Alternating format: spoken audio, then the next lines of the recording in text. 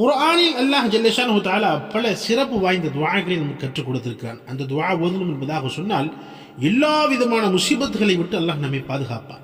இந்த குர்ஆனில் சொல்லப்பட்ட இந்த துஆவை நிச்சயமாக அதிகமாக ஓதக்கூடிய ஒரு பழக்கத்தை நாம் ஏற்படுத்திக் கொள்ள வேண்டும். இந்த துஆ ஹஸ்பி அல்லாஹு லா இலாஹ இல்லா ஹுவ அலைஹி தவக்கல்து வஹுவ ரப்புல் அர்ஷில் அதீம். அவ்வளவுதான். மீண்டும் சொல்லுகிறேன், கவனமாக கேளுங்கள். ஹஸ்பி அல்லாஹு லா இலாஹ இல்லா ஹுவ அலைஹி தவக்கல்து வஹுவ ரப்புல் அர்ஷில் அதீம்.